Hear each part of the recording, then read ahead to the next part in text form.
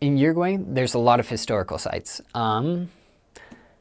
As you go around, you'll see Montevideo, which has the old city at its center, which used to be a fort on the side of the ocean. You also have other places, like in Colonia, in La Ciudad Vieja, the old city. It was also a fort.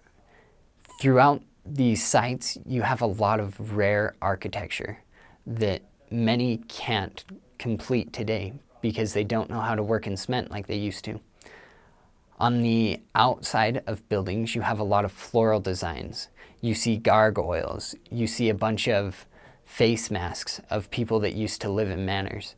It's a very beautiful architecture that's just out of style with the rest of the world nowadays.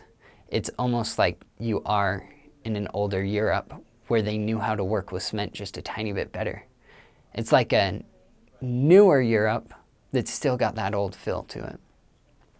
As you go through, you'll see the streets have cobblestone. In Montevideo, the main attraction is actually the sarcophagus, not sarcophagus, the sepulcher of Artigas. Down below, his ashes are kept in an urn and then guarded by guards 24/7 as they sit there. Artigas is kind of the pride of Uruguay. Wherever you go, you'll see statues of him. He came through and he was the reason that Uruguay was made an independent country. And he actually led the revolution to free them from the Spaniards. So when you're in Montevideo, you gotta look out for that. But my favorite place was truly Colonia in the old city, La Ciudad Vieja of Colonia.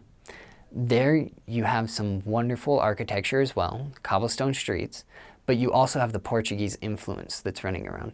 So you have tiled roofs that are angled instead of the flat tops that you usually see.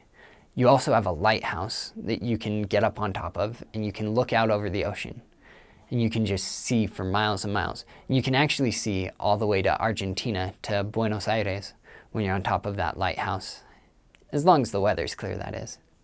But when you're in La Ciudad Vieja of Colonia, they also have a massive drawbridge, which just goes to show you that it was a fort. This people was a people raised to protect themselves, to protect the land, and to keep themselves safe. It truly is just a masterpiece of architecture in Uruguay.